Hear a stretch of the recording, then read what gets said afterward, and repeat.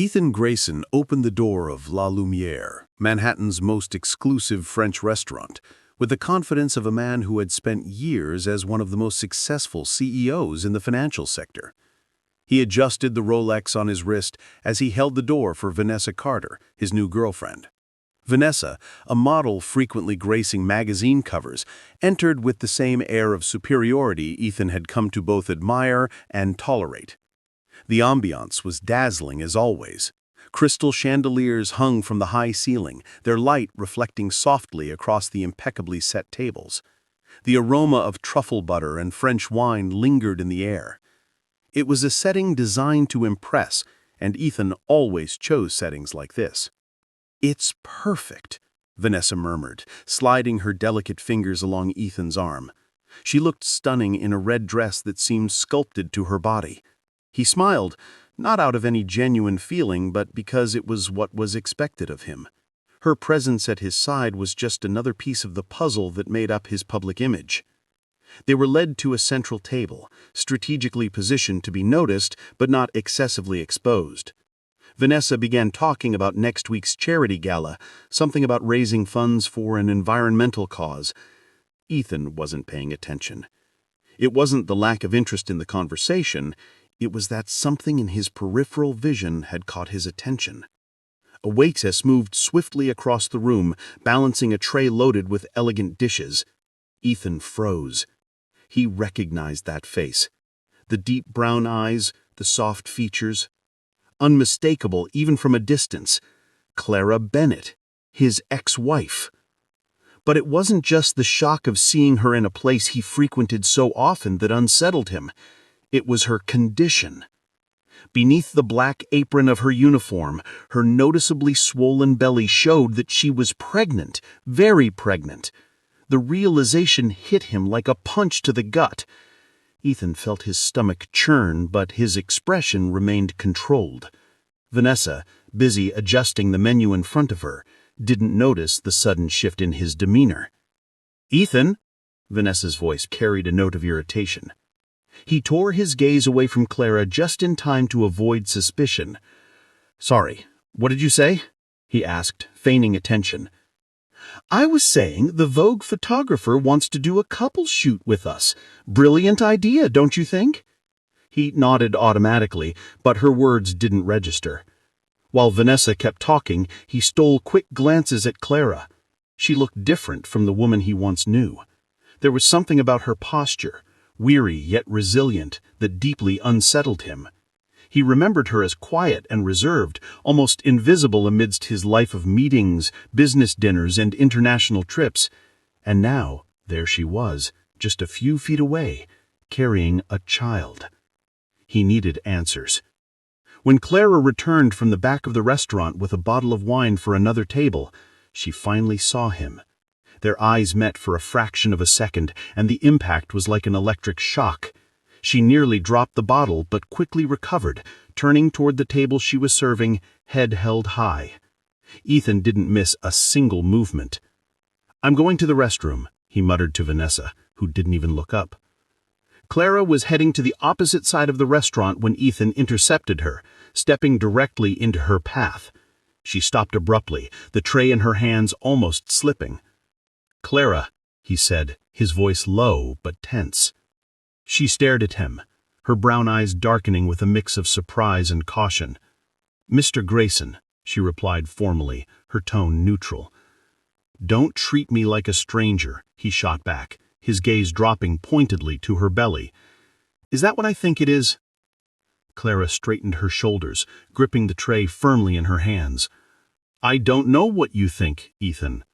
Don't play games with me," he said, his voice quiet but sharp. "You're pregnant. Why am I finding out about this now?" She took a deep breath, as if steeling herself for a rehearsed response. "My current condition has nothing to do with you," she said evenly. "This is absurd," he replied, struggling to keep his anger in check. "If this baby is mine, I have a right to know." Clara met his gaze without flinching. "This isn't a conversation we should be having here," she said, her voice quieter now. Before he could respond, She turned and disappeared into the kitchen. Ethan returned to the table, but his mind was miles away. Vanessa was now busy taking selfies, seemingly content to ignore his mood. But Ethan couldn't ignore it. Clara was pregnant, and he needed to know whose baby it was and why she had kept it from him. The sound of footsteps echoed in the silence of Ethan Grayson's penthouse apartment. He stood by the window, staring out at Manhattan's glowing skyline, though his thoughts were far from the view. He held a glass of whiskey in his hand, the ice clinking softly. The image of Clara, pregnant and working as a waitress in a luxury restaurant, wouldn't leave his mind. She had disappeared from his life 5 months ago. Clara had always been pragmatic, even when ending their marriage. There had been no shouting matches or heated arguments, just a sharp silence as she signed the divorce papers and walked out the door. At the time, he thought it was exactly what he wanted: freedom to focus on his career, free of distractions or emotional entanglements. But now he wasn't so sure. He turned the phone over in his hand, hesitating for a moment before searching for Clara's number. He knew he still had it. He had never deleted it. Pressing call, he listened as the line rang several times before going to voicemail. He didn't leave a message. Ethan hated being ignored, but Clara had always had a way of throwing him off balance. Meanwhile, Clara sat in her small apartment in Queens, exhausted after her shift. She sank carefully onto the couch, her hand instinctively resting on her belly. The baby moved, and she smiled, a small, genuine gesture, before closing her eyes and letting out a long sigh. Seeing Ethan that night had been a shock, but she had known it would happen eventually. He was a man who always had control, who never let anything slip through his fingers. Seeing the surprise and confusion on his face when he noticed her pregnancy had almost made her laugh. Almost. But the pain was still too raw, the hurt too deep. Clara thought back to how things had fallen apart between them. Ethan was consumed by his career, every second of his life devoted to expanding his company, Grayson Capital. At first, she admired his ambition, but over time she realized she would always come second. Or perhaps she was never truly part of his priorities at all. They lived in different worlds. She wanted a family, but he had made her feel as though that was an absurd idea. One particular night still haunted her memory. They were having dinner at home, a rare moment together, and she had casually brought up her desire to have children.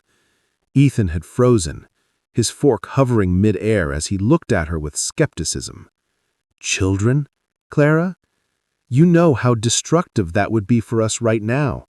My time is completely consumed, and you know Grayson Capital demands all of my focus."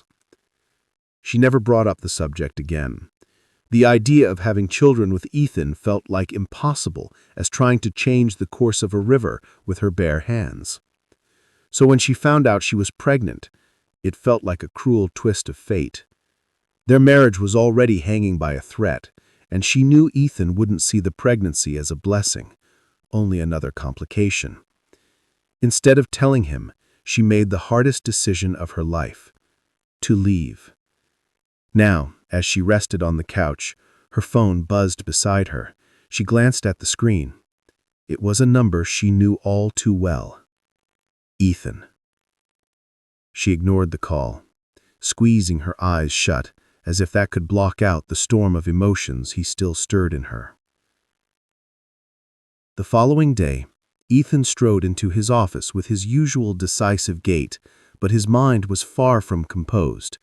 He walked right past his assistant Megan, who tried to catch his attention to go over the day's agenda. Sitting at his desk, he opened his laptop and began digging for information. It didn't take long to find the basics about Clara: her address in Queens, the name of the restaurant where she worked. But it was something else that stopped him in his tracks. A file detailing the terms of their divorce revealed something he had somehow overlooked before. Clara hadn't asked for a single thing from him. not a portion of his fortune, not financial support. Nothing. He remembered her words the day they signed the papers. "I just want to move on, Ethan." At the time, he had taken it as a relief, but now he couldn't make sense of it. Why hadn't she asked for anything? And why, after everything, did she seem so determined to keep him out of her life? Later that evening, Ethan decided it was time to confront her. He showed up at the restaurant near closing time, seating himself at one of the tables in the back. Clara spotted him immediately, her heart racing as she recognized him. She tried to ignore his presence, but she knew she couldn't avoid him forever. When she finally approached the table, Ethan looked at her with the same intensity that always made her feel vulnerable and irritated. "Can we talk now?" he asked bluntly. "I'm working, Ethan," she replied, her tone firm. "I'll wait. I'm not leaving without answers." After a long pause, Clara relented. When the restaurant finally closed, Ethan met Clara outside on the sidewalk. The streetlights cast soft shadows around them, amplifying the tension between them.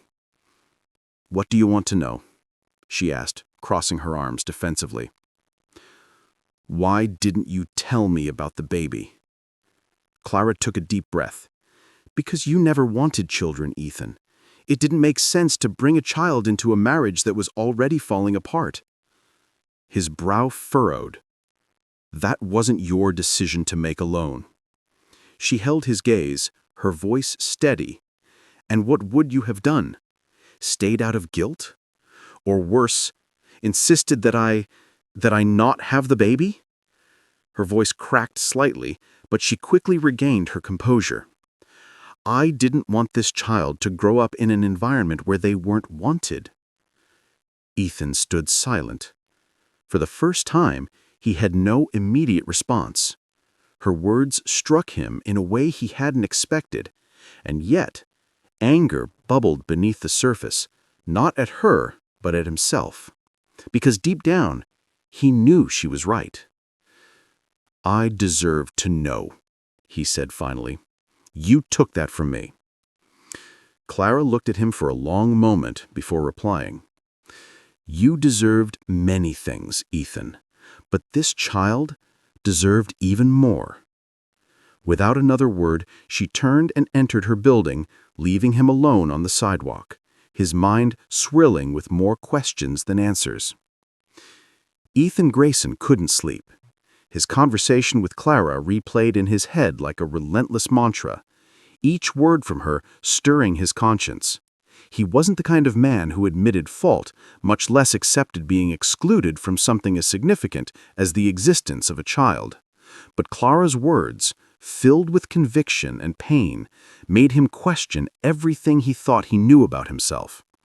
What unsettled him most, though, wasn't the pregnancy itself. It was the fact that she believed he wasn't capable of being a father. Was that true? He had never given it much thought. Children were a concept he had always treated as a someday possibility, something for the future when life was perfect. But that someday had never come, and now reality was hitting him like a punch to the gut. He got out of bed and went to his office, his sanctuary for clarity. Opening his laptop, he began searching for family law attorneys. Ethan didn't know exactly how to navigate this situation, but he was certain of one thing. He wanted to be part of the baby's life, whether Clara liked it or not. At the restaurant, Clara was wrapping up another grueling shift. Since her confrontation with Ethan, she had felt an additional weight on her shoulders, as if something inevitable was on the horizon. Lucas Harper, the restaurant's manager, noticed her tension as he helped her clean the tables. "Clara, are you okay?" he asked gently. She hesitated before replying, "I'm fine, just dealing with some things." Lucas didn't press, but his concern was clear. He knew Clara was pregnant and had always respected her space, but at that moment he wanted to offer more. "If you ever need help, you know you can count on me." Clara gave him a small, tired smile. "Thank you, Lucas. You already do more than enough." Lucas was the opposite of Ethan, patient, empathetic, and attentive. He didn't know the details of Clara's past, but he suspected it involved pain she was trying to leave behind. Still, he understood he couldn't force her trust. Clara was resilient, but even the strongest people needed support. Ethan started showing up at the restaurant more frequently, a habit Clara found both infuriating and exhausting. He always chose a discreet table, but his gaze never left her. It unsettled not only Clara, but also Lucas, who watched Ethan's movements with quiet suspicion. One night, Ethan called Clara over to his table after dinner. "I don't want to keep doing this," he began, his voice calm but laced with determination. "I want to be part of this." She scoffed, crossing her arms. "Part of this, Ethan? You don't even know what that means. What you want is control, like always." He took a deep breath, visibly trying to hold back his frustration. "I can learn, Clara. I want to learn, but you need to let me." She stared at him for a long moment before responding. "Learning isn't enough. This isn't something you can control or delegate, Ethan. Being a parent takes more than that." Before he could respond, Lucas appeared beside them. "Is everything okay here?" he asked, his voice calm but with an undertone of protectiveness. It was clear he didn't appreciate Ethan's presence. "It's fine, Lucas," Clara said quickly, hoping to end the conversation. But Ethan, noticing Lucas's interest in Clara, couldn't help himself. "And who are you?" Ethan asked, standing up. His stance was defensive, his eyes narrowed. Lucas didn't flinch. "I'm the manager here, and I'm making sure Clara isn't being bothered." Clara stepped between them before the tension could escalate. "Enough, Ethan, just go." Ethan hesitated, his jaw tight, but finally grabbed his coat and left the restaurant. But yet the seed of doubt had been planted. Who was Lucas to Clara? Was there something between them? The thought irritated him more than he wanted to admit. A few days later, the situation took an unexpected turn. Ethan hired a private investigator to learn more about Clara.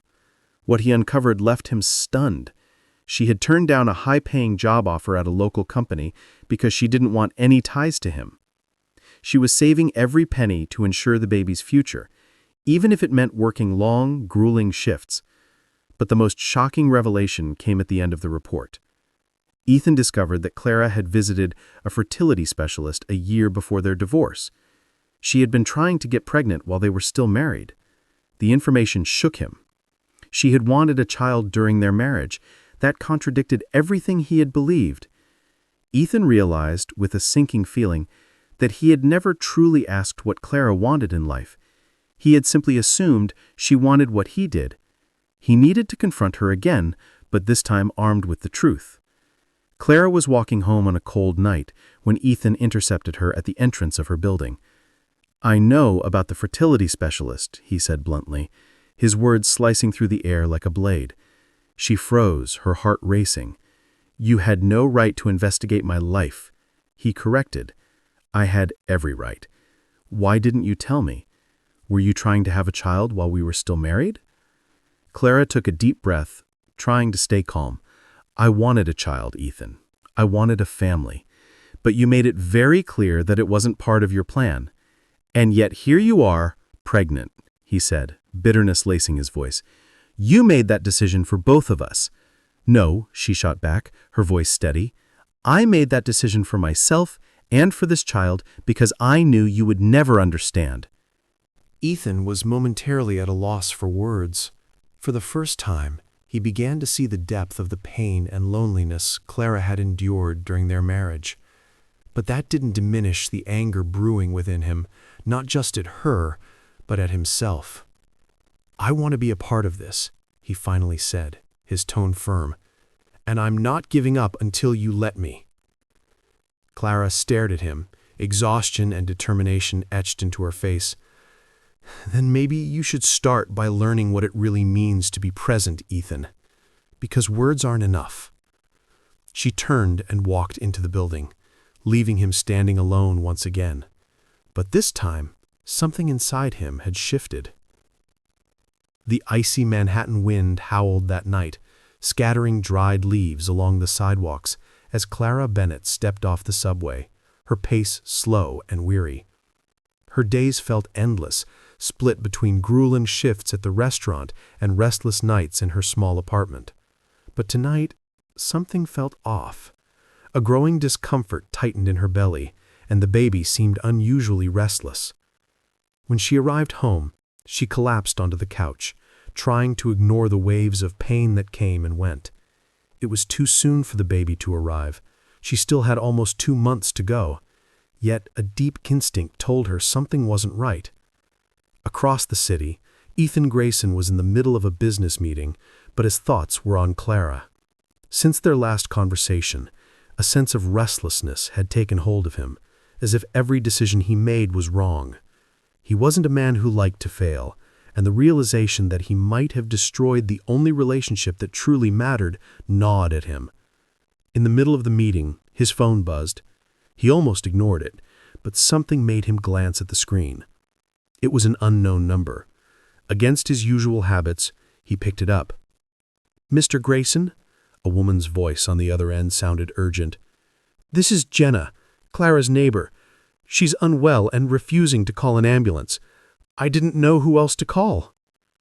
Ethan shot to his feet, cutting off the meeting without an explanation. He sprinted out of the building, calling for his driver to get him to Clara's address as quickly as possible. When Ethan arrived, Clara was slumped on the couch, pale and struggling to breathe evenly. Jenna, her neighbor, was by her side, trying to convince her to go to the hospital. "Clara," Ethan began, his voice steady but filled with concern. "You don't have a choice. We're going to the hospital now." She tried to protest, but another sharp wave of pain silenced her. Ethan didn't wait. He scooped her up in his arms and carried her to the car. Jenna hesitated, but Ethan shot her a look that left no room for argument. During the drive to the hospital, Clara was visibly panicking. "It's too soon, Ethan," she said, gripping his arm tightly. "What if something's wrong?" "Nothing's going to happen," he said, though his own heart was pounding. "I'm here now. I'm not going anywhere." Those words seemed to calm her, and she let herself rest. Hours later, Clara was rushed into the delivery room. Ethan stayed by her side the entire time, holding her hand and whispering words of encouragement he didn't even know he was capable of. He saw the pain and effort in her eyes, and something inside him cracked a wall he had spent years building. For the first time, he was completely present, with no distractions or excuses. Finally, the sound of a baby's cry filled the room, and Clara broke into tears of relief. The doctor announced it was a boy, healthy despite being born prematurely. Ethan looked at the tiny bundle wrapped in a blanket and felt an overwhelming surge of emotions he hadn't known he was capable of feeling. When they placed the baby in Clara's arms, she gazed at him with a love so pure that Ethan felt a lump rise in his throat. He moved closer, looking at the baby for the first time. "He has your eyes," Clara said softly. And Ethan smiled for the first time in months. In the weeks that followed, something began to shift. Ethan was determined to be part of Clara and the baby's life, not as the man he had been, but as someone better. He started restructuring his life, delegating more responsibilities at work so he could spend time with them. He drove Clara to her medical appointments, brought her anything she needed for the baby, and even learned how to change diapers, awkwardly at first, but with a focus that surprised them both. Clara, meanwhile, remained cautious. She saw Ethan's efforts, but she wasn't sure if she could fully trust him. Still, she couldn't deny the changes she saw. He was more patient, more open, and for the first time, he seemed to truly listen. The turning point came on a sunny afternoon when Ethan took Clara and the baby, now named Liam, to a park. While Clara rested on a bench, Ethan held Liam in his arms, rocking him gently. He looked down at his son's tiny face and, for the first time, felt a sense of completeness he had never experienced. "Clara," he said, turning to her. "I know I've made a lot of mistakes. I know you have every reason not to trust me. But I want you to know that I'll do whatever it takes. Not just for Liam, but for you, because you too are all that matter to me now." Clara was silent for a long moment, her eyes fixed on Ethan and Liam. Finally, she spoke. "I believe in change, Ethan, but I can't promise anything. It's going to take time." He nodded, accepting her words as the start of something new. He knew earning back her trust wouldn't be easy, but he was willing to try, because for the first time, he understood what it meant to be a father, a partner, and most importantly, human. That evening, as Clara tucked Liam into bed, Ethan stood in the doorway watching them with a quiet smile. He knew there was still a long road ahead, but for the first time in years, he felt like he was exactly where he was meant to be. The story ended as it had begun, but with one crucial difference. Ethan was no longer trying to control the world around him. He was learning how to truly be part of it.